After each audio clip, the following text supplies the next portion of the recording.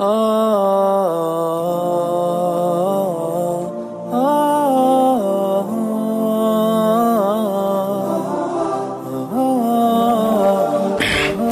اللہ الرحمن الرحیم الحمدللہ والصلاة والسلام علی رسول اللہ اما بعد. حضرات، جب تک کسی چیز کو پانے کے لیے شوق ظاہر نہ کریں وہ آپ کی منزل نہیں ہوتی. ایسی چیز آپ کی زندگی کا کوئی سر راہ واقعہ تو ضرور ہو سکتا ہے، لیکن منزل ہم اس کو نہیں کہیں گے. ایک چیز سے جب تک آپ کا مطلوب و مقصود واضح نہیں تب تک وہ آپ کے لیے بے معنی ہے. آپ کے لیے وہ بے معنی ہے چاہے وہ چیز اپنی جگہ کتنی ہی بیش قیمت اور نایاب ہو. رسول اللہ صلی اللہ علیہ وسلم کی زبان سے دیکھیے نا، یوں رمضان کا تذکرہ ہونا رمضان کے لیے ہمارے اندر بے قراری پیدا کرنے کے لیے ہی تو ہے. اذا جاء رمضان فتحت ابواب الجنہ وغلقت ابواب النار وصفدت الشیاطین. رمضان آئے تو جنت کا ایک ایک دروازہ کھول دیا جاتا ہے، دوزخ کا ایک ایک دروازہ بند کر دیا جاتا ہے اور شیاطین جکڑ دیے جاتے ہیں. اتنے بڑے بڑے واقعات، پھر بھی ادھر وہی مردنی، وہی بے دلی، پھر بھی وہی پاؤں گھسیٹتے ہوئے چلنا. قدر شناسوں کو تو یہ ساری باتیں بتائی ہی اس لیے گئی تھیں کہ لپک کر بڑھو. خدا کو تمہارے اندر وہ تڑپ ہی تو دیکھنی ہے جو تم میں کسی طلب کی خبر دے. نوافل کے ڈھیر تو نہیں لگوانے، اصل میں تو وہ چیز دیکھنی ہے جو کسی بے بہا دولت کی خبر پا لینے والے کسی شخص کے اندر آپ سے آپ بولتی ہے. یہاں تو کل نظر اس رغبت اور اس بے قراری پر ہے جو ایک پیاسے کے انگ انگ میں پانی کا تصور کر لینے پر جھلک اٹھتی ہے. آخرت کی پیاس جو دنیا سے جی اچاٹ کر لینے والوں کے ہاں دیکھنے میں آتی ہے. خدا کی جانب توجہ جو ایک ایسے شخص میں آپ سے آپ پیدا ہوتی ہے جو جان چکا کہ خدا کیا ہستی ہے اور اس کی لامحدود قوتوں اور قدرتوں کی مالک ہستی کا کسی شخص پر مہربان ہونا اور کسی سے خوش ہو کر اس پر اپنے نوازشات فرمانا، یہ سب کیا معنی رکھتا ہے. وہ ہستی جو مانگنے والوں کی ادائیں دیکھتی ہے. الذی یراک حین تقوم وتقلبک فی الساجدین. وہ تمہیں دیکھتا ہے جب تم قیام میں ہوتے ہو اور تمہارا آنا جانا دیکھتا ہے عبادت گزاروں کے مابین. چنانچہ حضرات، تبھی قرآن مجید میں جب اہل نفاق کا ذکر کیا تو یہ نہیں کہا کہ وہ نماز کے لیے نہیں آتے اور صدقہ اور زکوٰۃ نہیں دیتے، بلکہ کہا کہ وَلَا يَأْتُونَ الصَّلَاةَ إِلَّا وَهُمْ كُسَالَىٰ وَلَا يُنْفِقُونَ إِلَّا وَهُمْ كَارِهُونَ. نماز کو آتے ہیں تو سست کاہل ہو کر اور خرچ کرتے ہیں تو ناخوشی سے. چنانچہ سب سے پہلی بات ہوئی کہ ایمان اور احتساب کے اس خصوصی کورس کے لیے جو رمضان کی صورت میں آ رہا ہے اور جس کی جزا مغفرت سے کم کچھ نہیں ہے، اس کے لیے خوب رغبت اور چاؤ ظاہر کریں. یہ بھی واضح رہے اگر ہم علماء قلوب کی زبان میں ذرا بات کریں کہ خرابی صحت کے باعث اچھی چیزوں کے لیے آدمی کی بھوک کسی وقت مر بھی جاتی ہے. یہاں بحالی صحت چاہو تو علماء قلوب کے مطابق ایسے آدمی کے حق میں سنت یہ ٹھہرے گی، یہ جس کی بھوک مر چکی ہے، ایسے آدمی کے حق میں سنت یہ ٹھہرے گی کہ وہ ایک چیز کو اپنے اوپر طاری کرنے کی کوشش کرے. ایک چیز کو اپنے اوپر طاری کرنے کی کوشش کرے، کسی دکھاوے کے لیے نہیں بلکہ اپنے آپ کو ایک حالت سے دوسری حالت میں لانے کے لیے. ایسے آدمی کی محنت اور مجاہدہ دیکھ کر، اگر پنجابی کا لفظ بولیں ترلے دیکھ کر، کسی وقت مالک اس پر مہربان ہو جاتا ہے. اس کی منت سماجت دیکھ کر اس کے دل کے بند کواڑ آخر کھول دیے جاتے ہیں خیر کے لیے، اور بالآخر مریض صحت یاب ہو جاتا ہے اور نافع اشیاء کے لیے اس کی اشتہا بڑھنے لگتی ہے.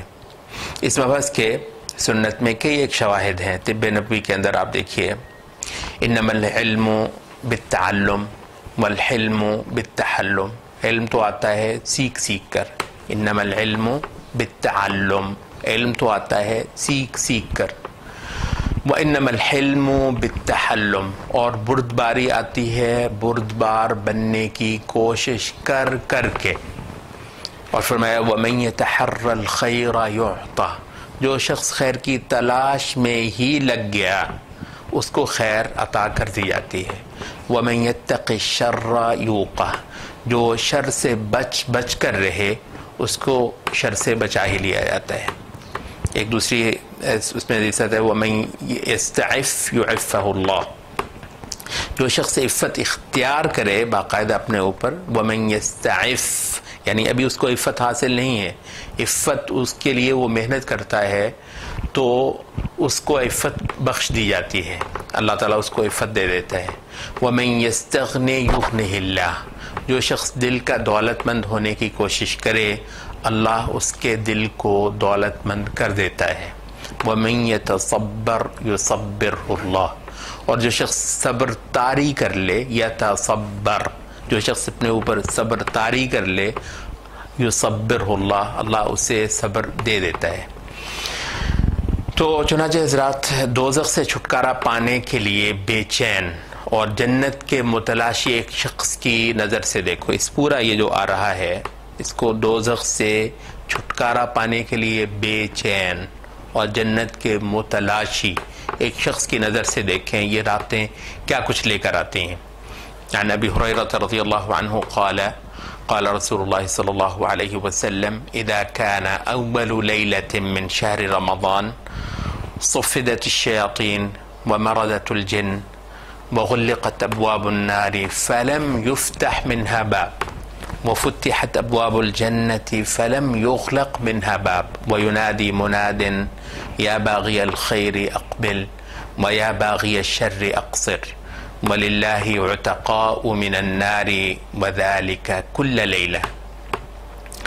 ابو ہریرہ رضی اللہ عنہ سے روایت ہے، فرمایا کہ رسول اللہ صلی اللہ علیہ وسلم نے فرمایا کہ ماہ رمضان کی پہلی ہی شب، ماہ رمضان کی پہلی ہی شب شیاطین اور بڑے بڑے بدماش جنات جکڑ دیے جاتے ہیں، دوزخ کے دروازے بند کر دیے جاتے ہیں، یہاں تک کہ کوئی ایک دروازہ کھلا نہیں رہنے دیا جاتا ہے. غلقت ابواب النار فلم یفتح منها باب، دوزخ کے دروازے بند کر دیے جاتے ہیں. رسول اللہ نے فرمایا یہاں تک کہ کوئی ایک بھی دروازہ دوزخ کا کھلا نہیں رہنے دیا جاتا. اور فرمایا جنت کے دروازے کھول دیے جاتے ہیں یہاں تک کہ کوئی ایک بھی دروازہ بند نہیں رہنے دیا جاتا. فتحت ابواب الجنت فلم یغلق منها باب، جنت کے سب دروازے کھول دیے جاتے ہیں یہاں تک کہ کوئی ایک بھی دروازہ جنت کا بند نہیں رہنے دیا جاتا. اور فرمایا ایک منادی کرنے والا منادی کرتا ہے اے خیر کے متلاشی لے آگے بڑھ، یا باغی الخیر اقبل، اے شر کے متلاشی کچھ کم ہو جا. اور فرمایا کہ ہر رات ہی اللہ تعالیٰ بہت سارے اپنے بندوں کو دوزخ سے آزاد کرتا ہے، اور یہ ہر رات ہوتا ہے یہ واقعہ. جبکہ بخاری کی ایک حدیث ہے کہ رمضان کے شروع ہوتے ہی آسمان کے دروازے کھول لیے جاتے ہیں. پچھلی حدیث میں ہم نے کیا پڑھا کہ جنت کے دروازے سب کے سب چوپٹ کھل جاتے ہیں جب رمضان شروع ہوتا ہے. اب یہاں کا کیا کہہ رہے ہیں آسمان کے دروازے اذا دخل شہر رمضان فتحت ابواب السماء. اس حدیث کے یہ بخاری کی حدیث ہے، تو اس میں اس کے جو شارحین ہیں بخاری کے اس کے تحت وہ اس کے جو کچھ معانی بیان کرتے ہیں آسمان کے دروازے کھلنا رمضان میں. تو فرماتے ہیں کہ آسمان اس سے مراد ہے یا اس سے جو چیز لازم آتی ہے کہ آسمان سے رحمتوں کا بکثرت نزول اور خدا کی جانب سے اپنے بندوں کو نیک اعمال کی بکثرت توفیق ملنا، بندوں کی جانب سے نیک اعمال کا بکثرت بلند ہونا، دروازے کھلے ہی رہتے ہیں. اور مزید یہ بھی کہا کہ فرشتوں کا عالم بالا سے زمین کے باشندوں کے ساتھ بکثرت اتصال، ان کے اعمال کی بہت زیادہ ستائش، نیک جو لوگ ہیں ان کے اعمال کی بکثرت ستائش ہوتی ہے. اوپر کی جتنی مخلوقات ہیں ملائکہ تو وہ بہت زیادہ ان کو دیکھتے اور ان کی ستائش کرتے ہیں. یہ مطلب ہوا رمضان کے شروع ہوتے ہی آسمان کے سب دروازے کھول دیے جانا. اچھا، اب مسلم کی ایک حدیث ہے، یہاں پہ ایک اور بھی بات آ گئی. فرمایا کہ رمضان آتا ہے تو رحمت کے دروازے کھول دیے جاتے ہیں. اذا کان رمضان فتحت ابواب الرحمہ، یہ صحیح مسلم کی حدیث ہے. تو اب آپ دیکھتے ہیں کہ پہلے کہا جنت کے دروازے، پھر دوسری حدیث میں کہا آسمانوں کے دروازے، پھر ایک تیسری حدیث میں کہا کہ رحمت کے دروازے. تو حضرات کیا ہم نے غور کیا یہاں کس طرح بندوں کے چاؤ پورے کرائے جاتے ہیں؟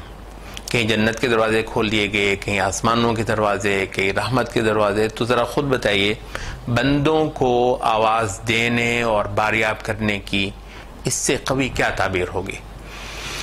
مہربان پروردگار نے قربت کے طلبگاروں کو سارے ہی اشارے تو دے ڈالے، اور ایک جگہ تو یوں بتایا جاتا ہے وَيُزَيِّنُ اللَّهُ عَزَّ وَجَلَّ كُلَّ يَوْمٍ جَنَّتَهُ. رمضان کی بات ہو رہی ہے. وَيُزَيِّنُ اللَّهُ عَزَّ وَجَلَّ كُلَّ يَوْمٍ جَنَّتَهُ ثُمَّ يَقُولُ يُوشِكُ عِبَادِيَ الصَّالِحُونَ أَنْ يُلْقُوا عَنْهُمُ الْمَؤُونَةَ وَالْأَذَى وَيَصِيرُوا إِلَيْكِ. رمضان میں ہر روز یوں ہوتا ہے کہ اللہ تعالیٰ اپنی جنت کو سجاتا ہے. تصور کر لیں، اللہ تعالیٰ یزین اللہ عز وجل کل یوم جنتہ، اللہ اپنی جنت کو ہر روز سجاتا ہے اور پھر فرماتا ہے ثم یقول یوشک عبادی الصالحون ان یلقوا عنہم المؤونة والاذى ویصیروا الیک. قریب ہے اے جنت کہ میرے نیک بندے اپنی سب تھکاوٹ اور تنگی اتار کر تیرے ہاں آ رہے ہیں. سبحانک اللہم و بحمدک اشہد ان لا الہ الا انت.